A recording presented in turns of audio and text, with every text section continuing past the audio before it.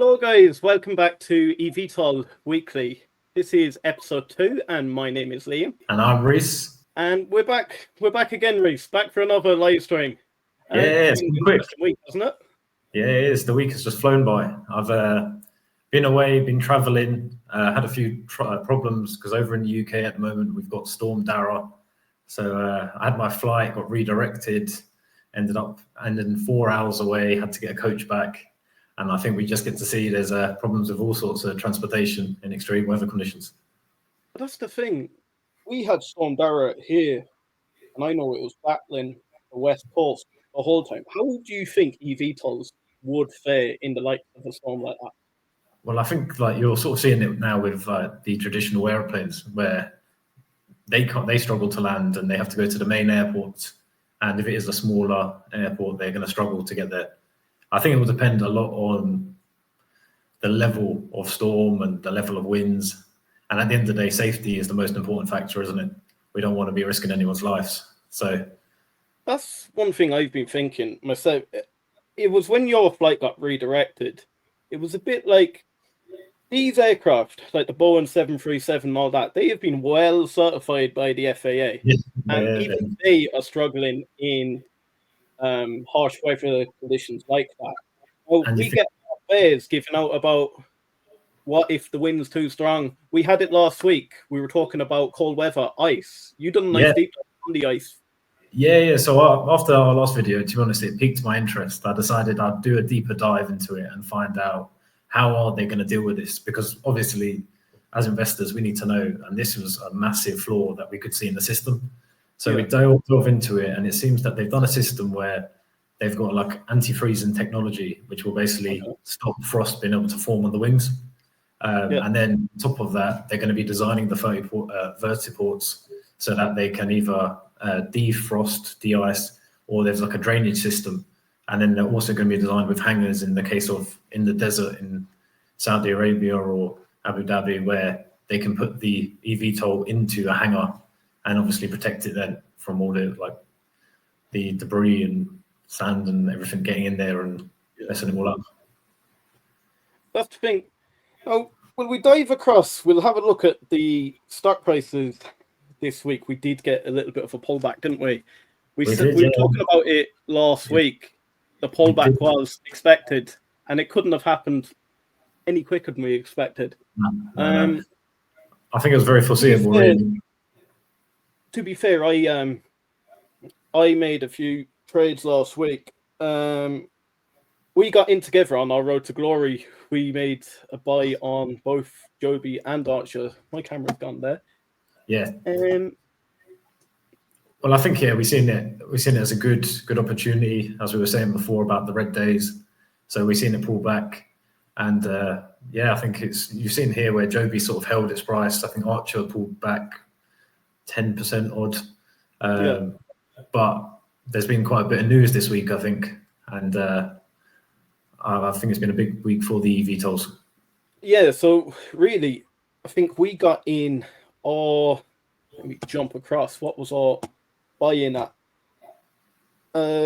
We got in Archer at 773, and we got in at Joby at 801. So at the moment, we're actually sitting quite nicely on the toe. Yeah. So Dylan Rogers, good spot for that. Guys, did any of you this week buy in anything on these pullbacks? Look, I could see a little bit of a recovery. We did get quite a gap down at the start of the week. I do think we'll fill the gap. Do I think we'll go higher than 52-week highs? It's hard to say. If the good news keeps coming out, we did have a little bit of bad news this week, but we'll get into both of it. Will we start off with Joby? Because Joby had quite a bit of exciting news with the Part 141. It's been a very interesting week for Joby. So their CFO, Matt Field, has obviously left. It seems like, well, you would assume that would cause a lot of market uncertainty and a lot of big pullback, really. Whilst they're looking for a new CFO. I think Joe Ben might be standing in the interim. But by looking at the stock price, not that much has changed since last Sunday when we sat here and done this. And Yeah, after yeah. a major event, it's quite a surprise. It probably shows quite. I found for I me, was, I'm quite optimistic on it. The fact that it hasn't pulled back significantly. yeah. I was quite impressed on Joby's strategy for being able to just shift Joe Ben straight into the role, ready to go. And Yeah. I think he's going to take it up until they get their new CFO. Now, do you think it will have much implications on Joby? I know Joby have their 894 million deal with Toyota. Yes. That's not Yeah. going to last forever. What, They need will to. be it'll be interesting to see who was the reason for that. Was that Joe Ben? Was that going to be Matt Field? I Yeah, guess we'll find out in due course. But you'd imagine the size of that contract, it shows they've got some sort of certainty in Joby, and you'd imagine that the CFO changing wouldn't change their outlook on the actual product. yeah. It's just Now, I was a little bit. Guys, you're probably going to kill me for thinking this, and let me know in the comments. But I think it was a little bit strange that they came out and it was for personal reasons. He wanted to be closer to his family that he left Joby. Now, I do know he has got more or less like a promotion with a new company. yeah, that's what I said. Yeah. The only So the thing I two, was worried about, do you know, what's the relationship like at the top of Joby? yes, yeah. Well, the thing is, it's quite an interest. They sort of seems to contradict each other. That you get a promotion, but then you get to spend more time with your More family. time with your family, Actually, promotion usually means more responsibility, and more that means stress. more runs and more stress. Yeah. So I Now, I don't do know. know where he is going is closer to home. It's a However, possible travel I time, don't know. I maybe. feel like when you have a big job like a CFO, doesn't it come part and parcel with the job, the stress, being away Yeah, from the family? yeah, I just thought it's an interesting time to leave when we're so close to certification. When your well, name will be out there, when this will be one of the biggest companies in the world if they pull this off. yeah. No, exactly. But talking about certification, Joby had some other good news during the week with their the Part part one one for for one. part for 141 for their pilot training. And I think that probably there is a possibility that sort of balanced out maybe the news with this CFO leaving. So Well, we that's could what I be, think. I think there was an awful lot of fear going around the eVTOL market. We were getting some people saying we were going to pull them back to $6. Now yeah, I know we entered in.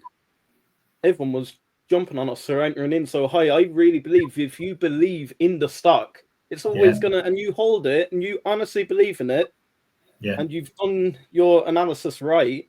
If you hold it long enough, it's always gonna go up. And I think we were discussing the other last week about the red days are the most important. If you are going to be buying in, try and get it on a red day when it's pulled Guys, back. I'm gonna reiterate that it's gonna be our motto. Literally, we are sharks, guys. We buy on red days. Um, when there's fear, when there's blood in the water, we buy on red days. That's when we feast. When it's a green day and everything's going swimmingly, we do Don't nothing. chase We just up. wait. Yeah, don't chase up. So really, I think with the likes of the 141 Pilot Academy, I had a few thoughts on that too. Yeah, so I know from what I was thinking was it's probably quite a good signal for the type certification. The Yeah. FAA will look at that and say, well, their pilots are going to be well trained, and that will obviously like form part of that type certification that they need to reach with the FAA. Well, Obviously, then the manufacturing side is a complete different beast altogether. But yeah. it seems like they're moving in the right direction. And that's one thing I wanted to think was it is a positive sign. They must be pretty sure that they're going to get certification. Because why Yes. would you train pilots and pay pilots Yeah. if you don't have an aircraft to fly? If you're not able to do it? I know Exactly. we have one particular bear in the comments on most of our videos, and he believes we can't even lift a bag of sand, let alone a person with passengers and cargo. Yeah, How do you feel about the weight? Do you think we can lift the weight? yeah. I think because I think you've seen a few of the demonstrations that they've done, autonomous or with passengers. So there is it's definitely going to be possible to lift the weight. There's obviously other alternative eVTOLs that have done the same as EHang is probably one of them, and they've done between them and Joby, they've done thousands of test flights. So it's definitely possible. It's maybe getting it to the commercialization standard. It will get there. I just don't know at the moment with Joby's aim to try and get out in 2025. I think we could have a few stumbling blocks along the way. I think that hopefully they're going to get started, and that type certification, if it's just around the corner, it'd be monumental for this stock. And then Joby, it's particularly Joby I'm focusing on here, but I know quite a few people are worried about the battery life, how strong the batteries are. Will they be able to do the range they're saying? How much will it cost? Yeah. We have Joby focusing on also developing a hydrogen product. How do you feel about hydrogen? Do you know what? I had a little bit of a dive into this, and I thought it was quite interesting. So they were going to be using hydrogen and electric together, and then the thought is that when they're using hydrogen, it was going to be a dual thing, wasn't it? Yeah, a hybrid. So then they'll be using the hydrogen battery, and whilst the hydrogen, they're using hydrogen, and then whilst they're using the hydrogen system, the electric battery will be able to charge, and they will extend the range. So it obviously works quite well with Joby's business model of long range journeys, and and they'll extend it far beyond what electric only could achieve. But the only problem again is back to this certification and regulation, and whether bringing a dual hybrid mix into the mix, was that bring another type certification that you need to do, or what are the regulations behind that? Could be this model capital expenditure. Is it expenditure that you don't really need at the moment? If you're focused on your eVTOL aircraft, do you then want to be? It'd be like Tesla at the very start, focusing on a electric car and then having a hydrogen in development at the exact same time before you get an electric car put out. I don't know if I'd like that business model. It does sort of tie in with their sustainability goals, obviously using hydrogen, the emissions that come out of it then is like a water-based emission. But yeah, I think I'm a very similar ilk to you. I'm thinking you sort of want to specialize in one sector and then move on maybe. I think if you're just going for type certification, you want to really nail it on, and even if it's for shorter journeys at the moment, and then move on to longer ones, or use like an alternative once you have the train tracks in place. This is how we agree, like you agree with the FAA, these are what we need to do. And then once you're going to that hydrogen model, then you just follow the same sort of basis. But start with two, you're starting loads of battles at once. And then are you really going to be focusing 100% attention, or are you going to be focusing 70-30? And that could be very difficult in this industry anyway. And then speaking about leadership changes, we can move across to Archer. They had this is a pretty brutal week when it came to leadership changes. So we had Carlos Tavares from Stellantis basically resign immediately. That was all to do with a disagreement with the board. Now, I know it's not completely about Archer, but Stellantis are one of the biggest backers of Archer. How do you think the contract's going to play out now? Do you think they'll keep their contract? Do you think they'll... I know Adam Goldstein came out this week and basically reiterated he's excited to work with Stellantis. Yes, I know Stellantis are pretty excited to work with Archer. Do you think a change of leadership would affect the... Yeah, I think it's quite a funny one, really. The fact that we've got quite a bit of leadership change now in the last 2 weeks.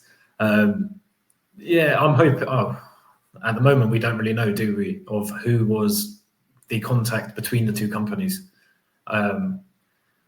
Obviously, hoping with our Archer hats on that this isn't really going to affect it. But I think you have sort of seen this uncertainty this week with Archer's stock price pulling back 10% odd, 15%. So I think the market's sort of in the same shoes as us at the moment, sort of sitting around and waiting to see where is this going and what effect will it have with their partnership. Yeah. I think it's See, with Stellantis being one of the biggest backers, I know quite a few guys would agree with me here. Stellantis, they're a good company, but I think the likes of your Toyota partnership with Joby is a lot more solid. yeah, Leadership change, potentially, I could see. It really depends how forward thinking the new CEO is going to be. Are they yeah. going to want to strive ahead? Are they going to be one of the leaders in the next generation of transportation? Or are they going to come in and play it safe?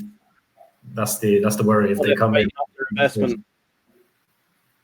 because if you're just new to a company, I don't know if you want to be going in and risking it on the next generation, or are you going to be sitting there thinking, okay, for a little while, let me just stick to what we know, and then we'll maybe go on to the next in the future. Yeah. But I guess the markets will tell us now where we're going to be going with that. Go on. No, it's been a very interesting week. But I think it also the fact that the Middle East deal was brought up this week, which does show there are other partnerships in the boiling pot. So like it's not just all bad news. Yeah, I think that came out was on the 2 days ago. That would have been 2 days ago. Yeah, I was excited when I seen that. Not gonna lie. No, it seems we had the likes of Etihad Airways. We had Falcon Airlines there. We had United Arab Emirates, Abu Dhabi. Do you know what? I think this is a big time in the eVTOL industry. It feels like one of the guys said it this week. It feels like a bit of this friendly competition is starting to actually heat up. And I do like the aggressiveness of both companies, both Archer and Joby. We have Joby focusing heavily on Dubai, and you done quite a nice video this week. And then we had Archer going in heavy in Abu Dhabi. The only thing I was then thinking with the likes of your going into your United Arab Emirates seem to be taking over everything at the moment, and that's nothing against the United Arab Emirates, but we all do know they have a lot of money over there that they can just spend on these next generation things. Do you think this is positive for the US, or would you prefer to see them focusing heavier on this US, get that FAA certification over the line, or are you happy for them to expand globally, spend capital globally, get out there, and then more or less show the FAA what you can do? No, I think that the Middle East is going to be fundamental for the eVTOL market. I think without the Middle East, we're going to really struggle to get this up and running in a quick time frame. Obviously, they've got the money. Over in the US, I don't think a lot of people want to be taking them risks and getting that type certification over the line. Whereas over in the Middle East, it's all very high-end, luxurious, and they want to be the next generation. Like you go over and see they're breathtaking. Proof of concept. That's it, and that's it exactly. And then but then that's the thing. It's like a chain reaction. If once it gets like verified in the Middle East and it's working successfully, guess what? All of the major cities in America and all of Europe are going to be like, oh yeah, we need to get involved in that.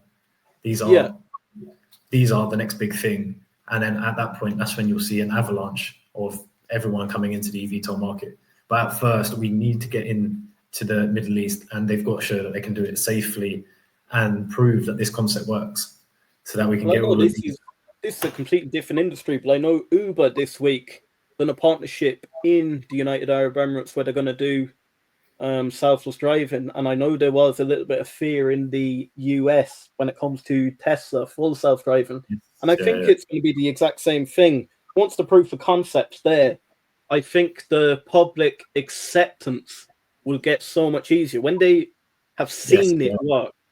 But that's the thing. It's very difficult. It is very difficult to be the first one to change, to be the first mover, because then you just feel like the guinea pig that they're just trialing you out on.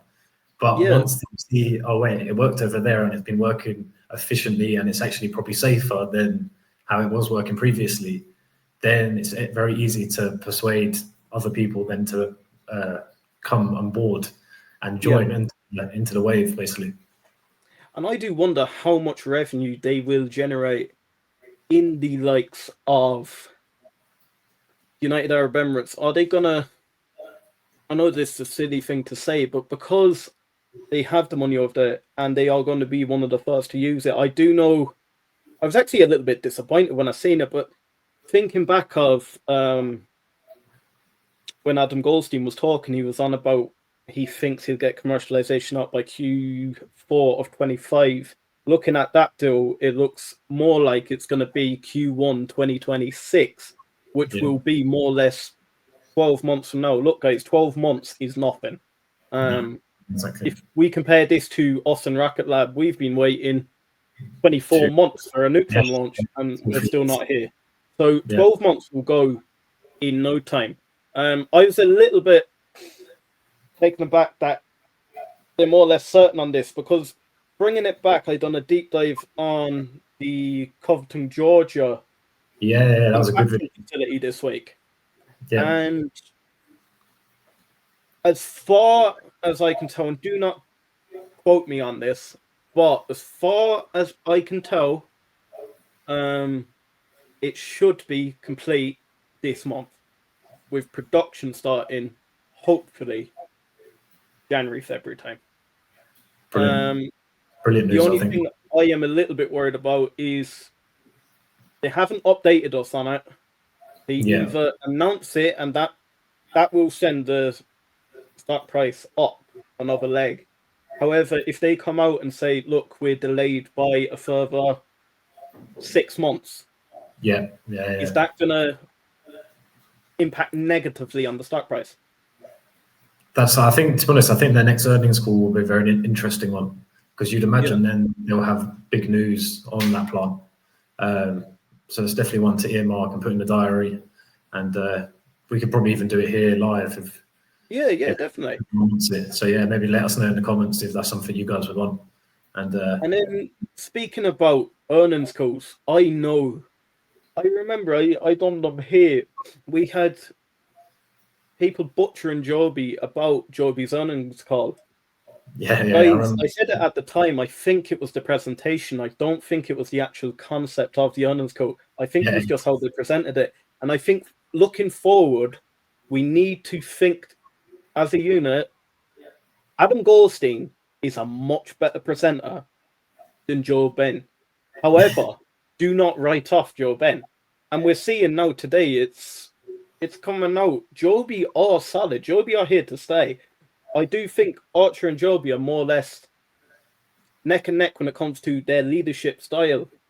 Adam's a lot more, I don't want to say outspoken, but he's a lot more confident with what he does. Well, we have one comment here. Why did Archer's stock price decline 28% recently before it came back some? So really, it's a little bit what we've been talking about at the moment. So if you've missed it,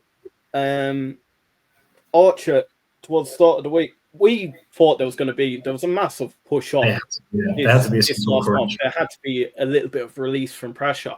But why I think it dropped after that was the CFO of Stellantis did leave, and he left a bit abruptly due to a disagreement with the board. We know how much he liked the Archer contract, so then it was a bit like, is a leadership change going to change the direction of the company? Are they not going to back us as much, or are they going to back us more? It swings and roundabouts, could go the other way. Then we got the discussion with the United Arab Emirates, Etihad Airways, Falcon, Northern Africa. So that would explain why we started retracing back up. However, the overall stock market did start to improve this week.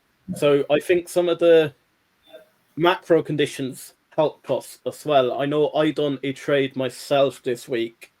Start of the week, it could have been the end of last week. I put it in the Discord, some of the guys. I bought Nvidia at 133, sold at 145, and it was a nice 5% return. So I do think a little bit of the macro economics done us a bit of a favor. I do think the two stocks piggyback off each other too. So we had the part 141 certification. That doesn't only affect Joby, but Joby will be training these pilots. So if you train these pilots, they don't have to stay with Joby. Yes, it may be in their contract, you may stay for whatever, but once you have eVTOL flying experience, you can go anywhere, and it's whoever pays more then, wherever you want to live. So, like any other. Sorry, what did you say, Reese? No, it's just basically like any other industry. It's whoever pays more. We're all just mercenaries out here, aren't we? Yeah.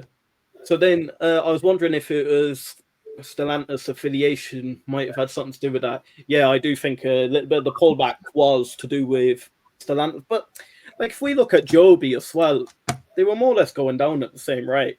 So I don't think it had a major impact.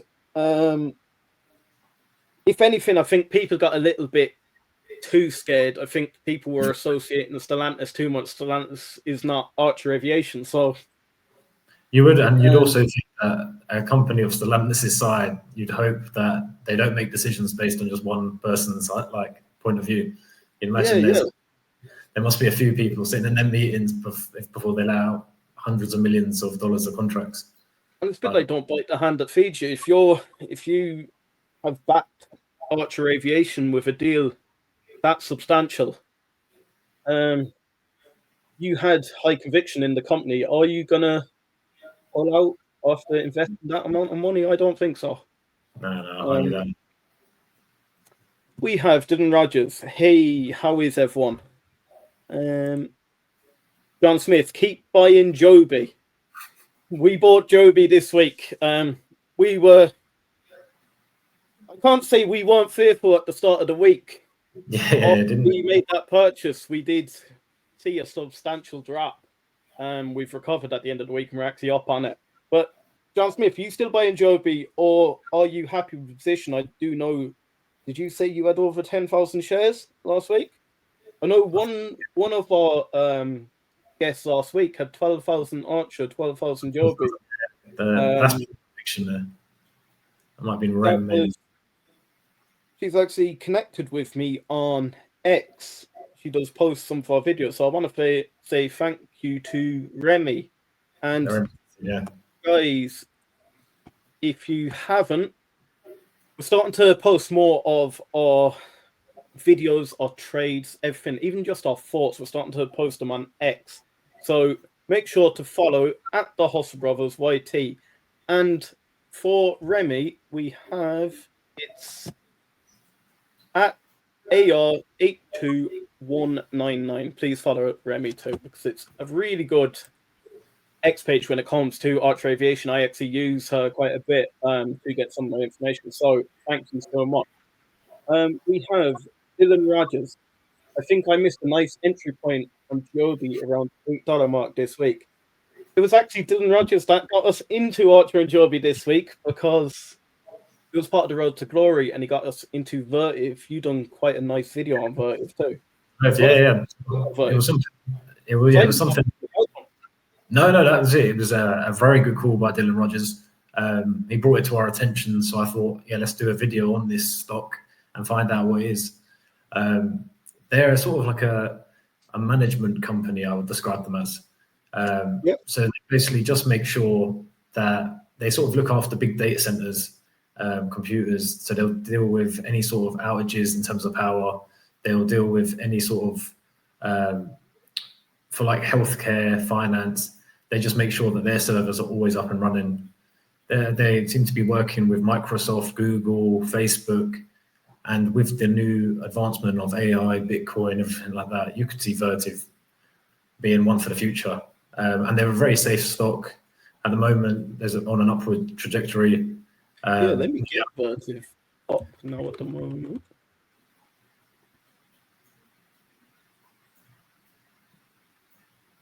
So we have, over the past 5 days, we had, as I said, that pullback this week. But if we look over the last year, yeah, uh, it's we're and up the thing, 96.46%. That's nothing to me sniffed at at all. no, exactly like that. And you can see where the way that the graph is going at the moment, and with more data centers coming out for AI, Bitcoin, etc. You can just see that the demand for them is going to keep going up and up as long as they keep proving that their technology and their systems are the best. But yeah, I think it was a very good shout from Dylan Rogers. And to be honest, this is like why we do this, so we can get your guys' thoughts and on stocks that maybe we haven't seen or heard of. Well, As do you well as know what it was? It's exactly that. We spoke about it last week. We used to follow quite a big YouTuber, and we hadn't really heard about Rocket Lab at the time, did we? And it was one of the community suggestions, and it was when we actually took a deep dive into the likes of Rocket Lab, and that again is how we found Joby Aviation. It was me and you banging ideas together, and it was like electric aircraft. That we seen what happened with Tesla, well, I think why can't it happen with Sky? exactly that, and I think that's how it works basically. Like if everyone, we've got what 1,100 people now subscribers, and then out of all of us, there's going to be one or two stocks that someone finds that are just going to be gold dust. They're going to be the next big thing. They could be the next Tesla or Nvidia maybe. And I think it's just getting exposure to all of these stocks, and then we can do a deep dive into it and see where they're going to be going. As well, alongside obviously our Joby and Archer, because at the moment I feel everyone here has got a strong belief in both of those stocks. But And that's what I want to reiterate with the likes of the Road to Glory. We are doing Joby and Archer, we're doing eVTOL weekly. However, with the likes of our Road to Glory, we're doing $107 all the way to $107,000. It would be very boring for us to only invest in Joby and Archer because we're all doing it anyway. So why would we just invest in Joby and Archer?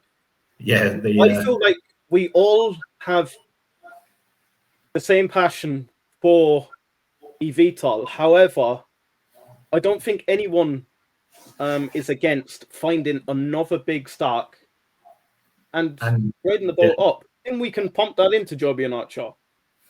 Exactly that. You always have to balance out your portfolio anyway. You want to make sure it's balanced out in a nice way, and it's just having a few eggs in a few different baskets. Yeah. So then we have Dylan Rogers. Me as well, John. I got my son to nap, and I think he will be up right about the time we end. Win-win. Do you know, Dylan Rogers is one of our biggest fans. I want to thank him an awful lot. He sends me an awful lot of information when it comes to Discord and that. Very knowledgeable. It's very much appreciated by both me and Reese. We are in contact with Dylan quite a bit, so thank you so much. It's mad, because I think Dylan is from, if I'm not mistaken, the far side of America. And isn't it mad how we can all have this same passion, yet we're connecting with different parts of the world? And that's the one thing with this community that we're building here. Look, we said it before we started this channel. It was me and you bashing ideas off each other. And that's how we had some nice wins. We've had some nice losses. Well, not so nice losses. We've had some. We're gonna say, keep that one to yourself. But it's nice to learn from each other so we don't make the mistake. So as a community, one thing I want to say is every video, every day, if you have any information on Archer, Joby, anything eVTOL or any stock that you think we should look at, preferably on the eVTOL videos, eVTOL related. But failing that, I think the Discord's quite a good space at the moment for sharing the ideas. And Discord, we nearly have 150 members now. It is, I cannot believe it. Discord does be happen. Guys, I will drop the Discord link into the chat there. Guys, Discord's free. It's a great way to get information back and over to each other. We like all views, yeah. I said this to one of the guys. One of the guys wants us to do a bear case on both Joby and Archer. I have nothing against doing a bear case on Joby and Archer, and I have nothing against doing a bull case on Joby and Archer. I myself am extremely bullish. However, I do like to take it from both standpoints. If we're all in here hyping each other up, we're going to get nowhere, guys. We need to take an approach, a cautious, optimistic approach. We all think it's going to happen, but we don't all think it's going to happen. Some people believe it more than others. But if we're just hyping each other up, we're going to get nowhere. We need to balance our thoughts out. There's got to be an element of paranoia, really, and we need to think about the worst case and sort of be on top of it. Yeah. And together we can definitely do it. And if there is any new information between all of us, we should be able to pick it up and hopefully see it before anything comes out. And then obviously the vice versa, if there's any good news that seems to be coming out, we can all load up then before it takes off. And I think with all of us, speaking from myself anyway, I think when you get like really invested into the stock, you're just reading about it all day, you want to see all the latest news. And then if you see any news or anything that you've seen that we haven't covered, make sure you drop it in the Discord or in the comments, and leave the link as well so that we can actually see where it's come from. Because even though we do love a comment, if we have to go and scour the entire internet and it's not one of the first few links that come up, it's a needle in a haystack. And it's one of those things, when we get to see the link, we're able to verify it against all different sources. Sometimes someone can say something and it can be false news, guys. So anybody can make a web page and just write whatever they want, or a blog or something like that. So that's your due diligence and trying to look. And that's another thing I want to stress here. We are not financial advisors. Do not follow anything we say. However, we will say what both myself and Reese are doing. If I say we should, I'm referring to myself and Reese with a financial decision. I'm not advising. I know, especially when we get into the likes of the road to glory, I am definitely not advising anyone to follow us on that, because we will be making some quite risky trades. But the reason we're going to be making some quite risky trades is we're trying to get from $107 to $107,000. That's not going to be done safely.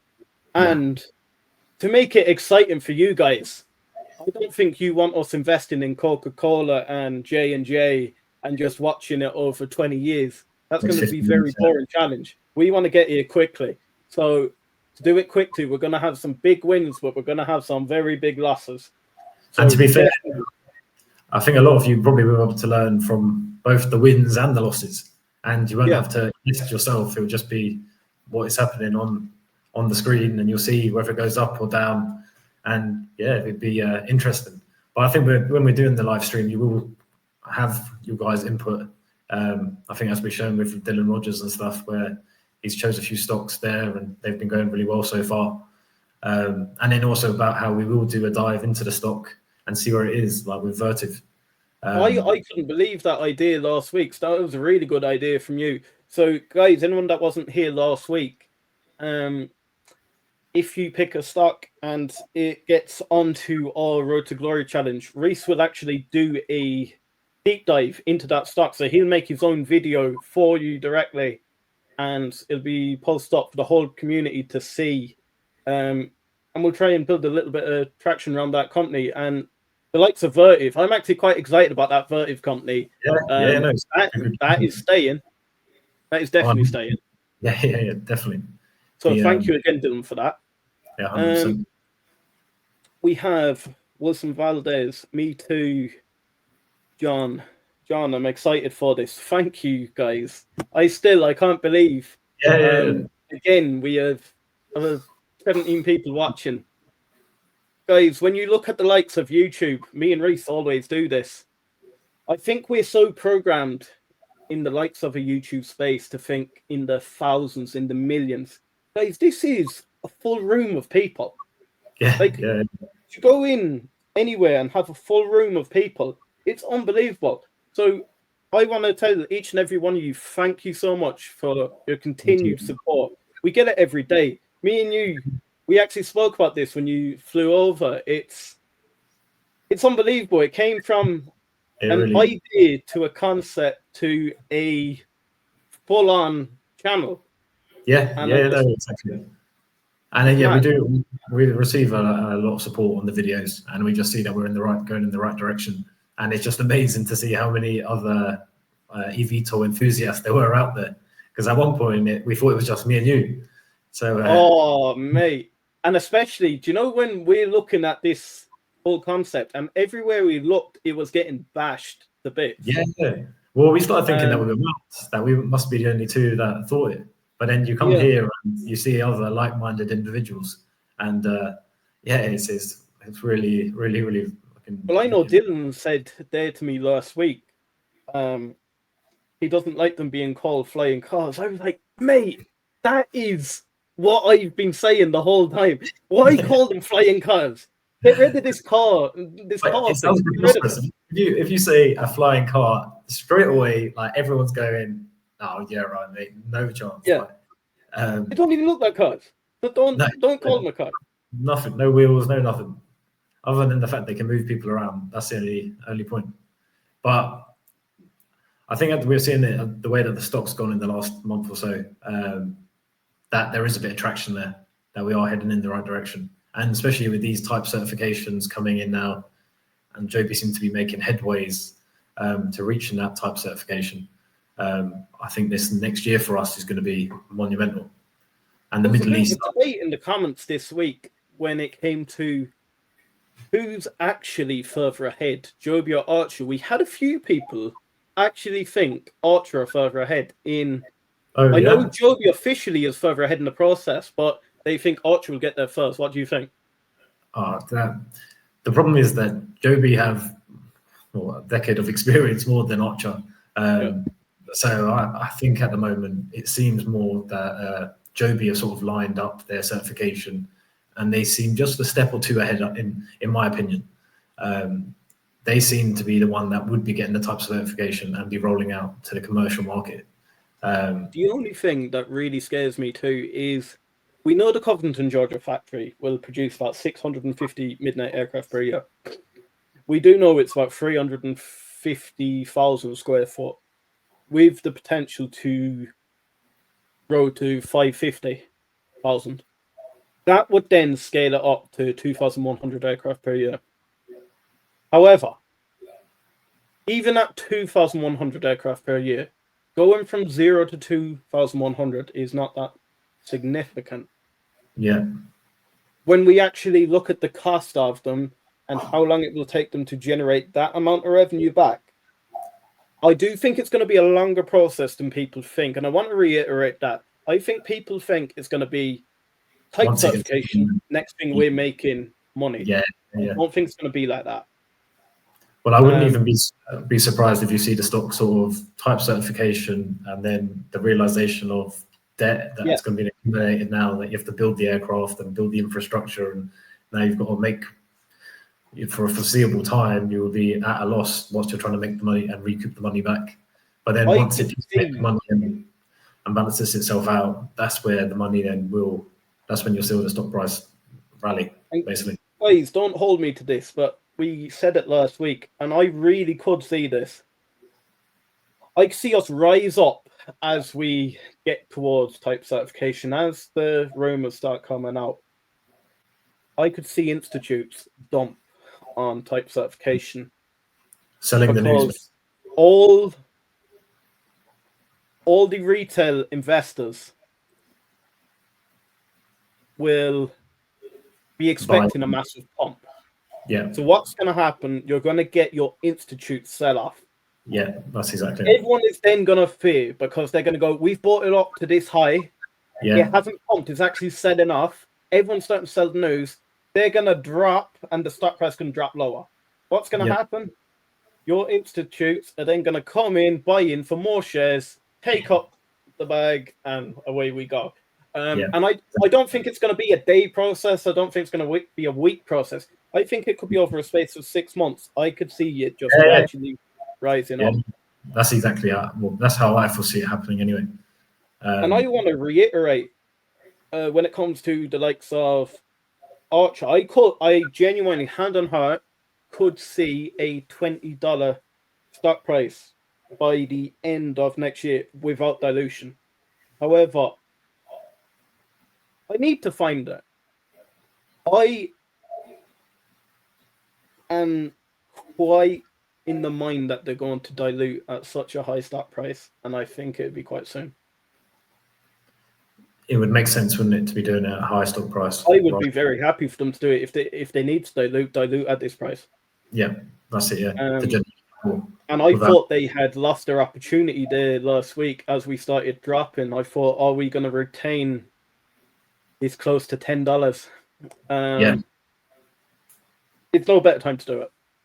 And for anyone that's new to investing, the higher the stock price, well, no, I'm wrong with that. The higher the market cap, when we dilute, it's a little bit safer. Yeah. Just like if we're at a market cap of 1 billion, if we dilute by 20%, we're absolutely crucifying our market cap. If we dilute at a market cap of 5 billion, to get the same amount of value, we might only have to dilute by 2%.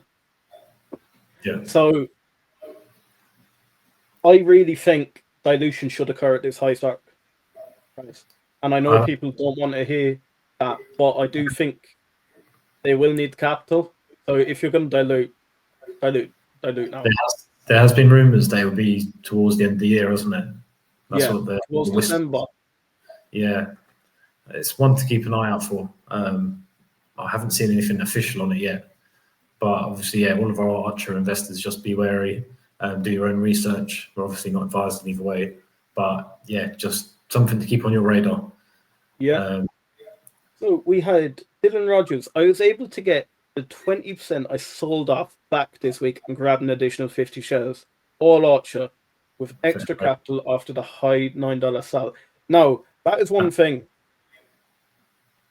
Impressive, very good. However, you can get caught sometimes really badly because I'm only saying this to the likes of Dylan because I know Dylan is so long-term Archer and I know Archer means a lot to him.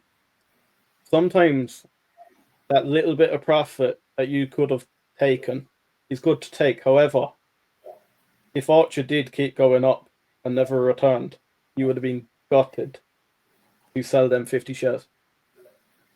So you always assess your portfolio. I'm impressed with that trade this week. That was great, yeah. I think that was, but even maybe moving forward if it did dilute or something, that 20% might not be a bad. That might be a good steal. Yeah. Yeah, it might be something that we might have to look into really. Well, I know if they dilute, I think I am doubling down. In my personal portfolio, I'm doubling down. Yeah.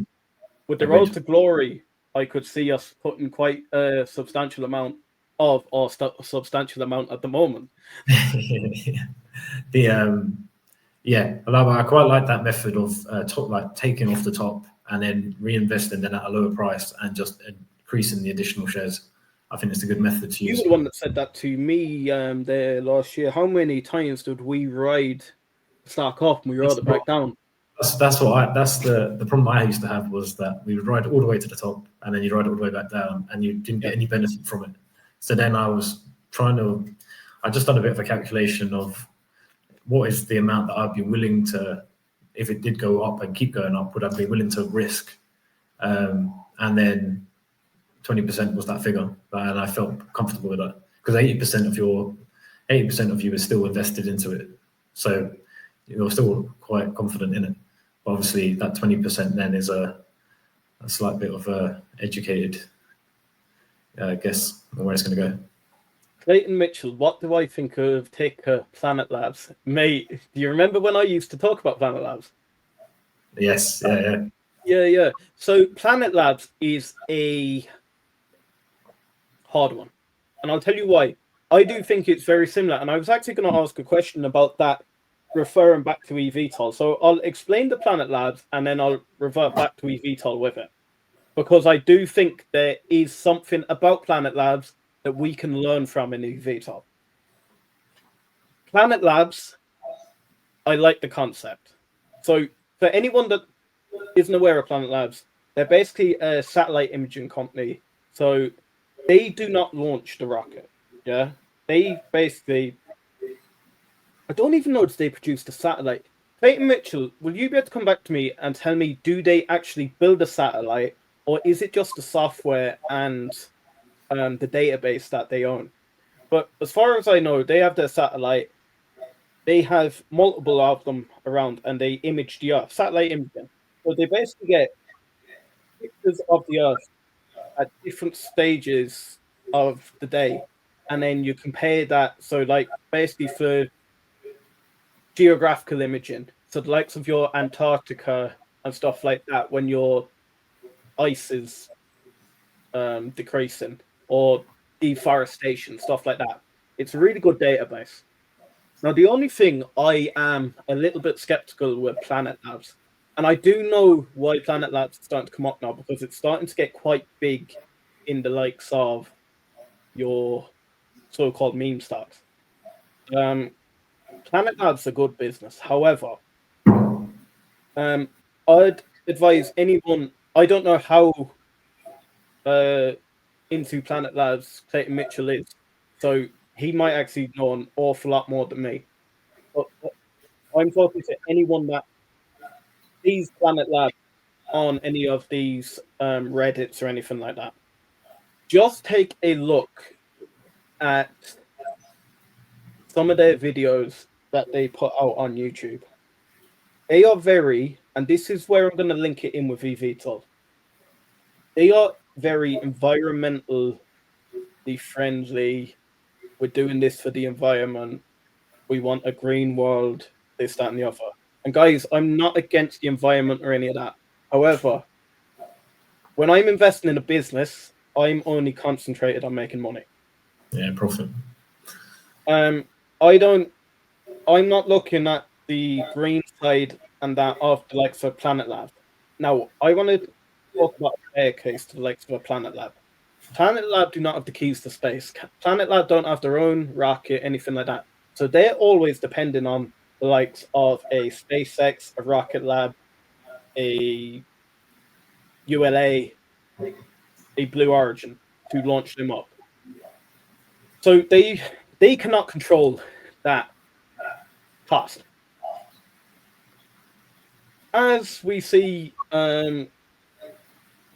we've seen it with the likes of SpaceX over the last while, has basically monopolized the launch industry. So they can charge whatever they want. Planet Labs is to get one of their satellites up, they need to make sure that weather conditions are fine, that they can hit their launch window. If they don't have their satellite ready for the launch window, they've lost it. I know with SpaceX has up on a 2-year wait for a satellite to be launched. So with the likes of a Planet Lab, I don't know, when you're not launching your own satellites yourself, I'd be very skeptical. I don't think Rocket Lab would get into the likes of a satellite imaging. So I know the likes of Peter Beck doesn't like satellite imaging. But I don't know. I think Planet Lab's one of those, it's good concept, but I don't know if I back the business. But bringing it back to eVTOLs. When I was looking at this United Arab Emirates deal and all that, they were going on about how eco-friendly, green, stuff like that. Do you like them promoting it as that, or would you prefer them to market it more as it saves time, it's quicker journeys, and stuff like that? Or would you prefer them to focus more on the green aspect of it? Because I know quite a few consumers in the world are all about recycling, green, and all this. Sustainable. I think, yeah, just listening to you speak about it there, it seems But that might be their business model, speaking about the sustainable element. Yeah. And I think at the moment there is a bit of a instruction sort of from governments everywhere that that's the way that they want to move the world. So there is an industry there. I guess it's one we'd really have to delve deeper into. To be fair, I haven't had much of a look myself into it, but yeah, listening to you there, you'd want to see a bit more in terms of profit driven. Bro, I'm in Planet Labs, Earnings Monday, hoping to beat expectations. No, I do think they will beat expectations because they were beaten down heavily last year. I don't know what the consensus is at the moment, but I would strongly think they would beat expectations. However, I'm talking about long term. I don't know. I think they'll do all right for a while, but I could see them being acquired by one of the launch providers. There's been a massive... I'd have to dive in more on it. Yeah, because since the 1st of November, I've seen it's pretty much doubled in its stock value. Now, I know Dave G investing, guys. Follow Dave G investing. He is quite a good YouTuber when it comes to the space stocks. It has more or less doubled. However, if you compare that to the likes of Rocket Lab, Intuitive Machines, ATST, or ASTS, all of them have more or less 400%. I feel like it's only people are piggybacking them because they think we haven't moved. It's the space industry. Let's move. And they haven't gained half as much. I think that's such a funny point to bring up, and it sort of reiterates what we were saying earlier about like these stocks are out there, these 400%, 500%, and like together, there's one of us out here that knows or has seen. Look, I'm going to be eating my words next week if Planet Lab are 400% up. I know people are going to butcher me. So, guys, don't be afraid. Any stock you think. And look, as I said, what me and Reece said, we're only going to say our thoughts. That's not saying I'm right, you're right. Yeah. We don't know. And the thing is, you guys have probably looked into it a lot more than we have. Like, for example, I haven't seen about Planet Labs. That's a quick look there, and what Liam's just told me. And I heard about it a bit before from him. But you guys are probably researching it, and you probably know a lot more. And let us know. Just explain to us what your thoughts are. Clayton Mitchell, bro, come back to me and tell me what your bull case is on Planet Labs, because I would be happy to dive into Planet Labs, and I'm only going off the top of my head what I recall. I could dive in, look at the financials, and think, "Oh my god, I've missed something here." I'm only going off what I've looked at media coverage. Really, I haven't dove into it, particularly as an investor. So, as outside looking in, they are my thoughts. However, do come back to me, and I'm happy to dive into it. It could even be one that we could be looking at some point for the Road Glory. So, yeah, definitely. Dylan Rogers, the way that we are hearing about Arch opening the facility in Georgia, do we hear the same about Joby? And do we know how many Joby can produce or approximately produce? Is what Archer has stated. Dylan, you know how to catch me out. Yeah. I haven't. I haven't heard how much Joby. I would assume that information could be quite easy got, and we will. You know what? Will you write that down? We'll do a video on that this week, Joby versus Archer production, because that is quite an interesting thought. Yeah, no, I think so. I think we definitely need to do the comparison, and it might put to bed who's further ahead. So that's an interesting video. We'll see. And that's the thing. It's one thing saying who's going to be approved first, but there's no point being approved if you've only 10 aircraft. Yeah. Like, you could be all day flying and you wouldn't make nothing. So everything has to be done, really. Get up to and that's the thing. What I would like to see, like, surely the more aircraft they have, the more money they will make. Are they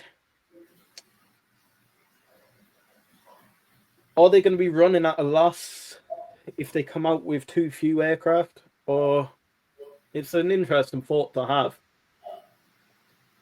Yeah, I think. Reece, have you any other thoughts for the week? No, nothing major in terms of eVTOLs. I think we've covered a lot of the news there. It might be worth. One thing I do want to bring to you is, and this isn't particularly news from this week. We may have covered it in the last stream, but I was actually reviewing some of our videos there. Joby and Microsoft Flight Simulator game. Do you think that's good for the start? Do you think it really matters? I think it's bigger news. Yeah, I seen that one. It actually did make me laugh. The article. I think sometimes we all get carried away with the hype. Yeah. Is it really going to matter? Yeah, the article that I read, and they were saying this was like a huge monumental change in the industry now because they were in the flight simulator. Personally, I don't know. I don't really think it's going to make that much of a change. I think it's a nice addition, and it doesn't help. It doesn't hurt to be in it, but I don't think it's going to affect the stock price at all, or whether they get certification, unless the FAA are playing flight simulator and they quite like the Joby. I was trying to think of it with a bullet head on me, and I was like, look, kids could play it, then they could maybe tell the parents. And then I thought, I'm going down too much a rabbit hole here. And I think all of us as investors sometimes need to think, when we're so passionate about a stock, you start going down some silly rabbit holes. Yeah. And you're looking for like I'm clutching at straws there. No, that's not one that I would have. Well, it didn't really come on my radar, but I did think it was a nice addition. It was good to see anyway. We have Dylan Rogers. Thank you for that answer. I just felt like Archer has at least marketed their production more than Joby. But to be fair, I have watched more Archer videos than Joby. To be fair, off the top of my head, I cannot tell you how much vehicles they are producing. So I do agree with you on that. Archer are marketing a lot more. Talk about marketing. Did you see that video with Archer that Dylan shared? Yeah. I actually couldn't believe it. How had we not seen this before? But I feel like that was a big deal. Yeah. I can't believe that's not being pushed out anywhere, or like even when you type in Archer, it must be hidden away in some sort of archive. But never seen that. Surely he was paid enough money for that. I would be reusing that content left, right, and center. Yeah. Surely? Yeah. 100%. But what I'll do, I'll quickly dive across to our. So I think because we were traveling this week, obviously there was a bit of a lull in actual trades and stuff like that. But I think next week we'll be picking up on it a lot more. What I want to say is, so guys, basically we came up with it last week. We're doing $107 all the way to 107k, thanks to Dylan Rogers push that extra 7k out of us. So we're gonna say over the week we had a mix of a week, to be fair. We invested in, we had the one from Google. So for anyone that wasn't here before, we started off with $100. Yeah. However, when we created the Robinhood account, you get a free share. We picked Google, and I can get into why we picking Google. So I am quite bullish on Google as a business, and I'll tell you why. People are going to say to me, they're not as good at AI. They're not as far ahead when you compare that to the likes of your Microsofts, your Nvidias, your Amazons, your X's. However, Google have the biggest search platform in the world. All of you are using Google at the moment, and I'll tell you how. We're using YouTube. Google on YouTube. So they have everything about you. To use their product, you agree to their marketing services. They have everything about you. anyone that uses anything Android, Google owned. If you use Google Maps, they know your location. Anything that Searching. comes through, anything like that, it's Google. So Google have all that information on you. Their AI does not need to be the best AI in the world. They have the data. They add that data to the AI straight away. You have the most profitable AI in the world. I think Google is being very suppressed at the moment. I think to do with they're having a little bit of a legal battle at the moment because of the monopolization of the whole search industry, everything. I do think you see all these big companies, they've enough money to make this go away. I don't think they'll get split up. So long term, I am bullish on Google, and I could see a short term rise. So that's why we picked Google as our free stock. Then we have VRT, Vertiv, what we talked about. That was Dylan Rogers' pick. So Dylan Rogers is a member. As a member, he gets to pick a month. So Dylan, find us another stock like Vertiv. Oh, put more into Vertiv, trust me.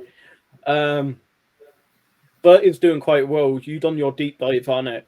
I could see that being quite a solid earner for us. However, is it going to move quick enough for us? That is another one. Yeah, that's going to be the next step of the road to glory. Because obviously we want to try and get to this 107,000 as quickly as we can. We don't know for the next 50 years. But we obviously want to keep it as well, keep it growing. And this journey is going to be fun. It's going to be exciting. It's going to be massive. Then we went into Joby and Archer. Of course. We got in there on Monday. We wrote it down. We're writing it back up. Joby and Archer, I feel like they're going to be a staple part of our portfolio. They have to be there. I feel like if they're not on the road to glory, it's no road to glory. So Joby and Archer have to be there. Then another one is Uber, guys. Yes, this was after the news. A big one this week, and you're going to think Uber's a bit of a random one. Uber this week, it got pushed down by about 10%. Why did they get pushed down? We have Waymo getting a deal where they're going to enter to California. Yeah, guys, Waymo's everywhere. Waymo's in the likes of your Londons. I don't think it's going to affect Uber as much as people feared, and I think it coincided with the whole stock market being pushed down on that day. So I do think this is more of a trade, guys, with the Uber. I could see Uber recovering easy enough, and we needed to get a trade out there anyway, because as we said, this week we didn't make as much trades as we would have liked on the road to glory because we were both traveling this week. And that's why we didn't have our dedicated road to glory live stream on its own. We just added that at the end of this. However, going forward, we probably won't be doing the road to glory at the end of eVTOL Weekly. Road to Glory will be its own separate live show. I need to stress to everyone, once again, do not follow our Road to Glory trades. I will explain to you what we've bought and explain my thought process behind it. I'm not a financial advisor. It's literally, we just recording what me and Reese do anyway. Yep. And we're trying to make it a little bit more fun. So we're actually having a little bit of target and we want to get there quickly.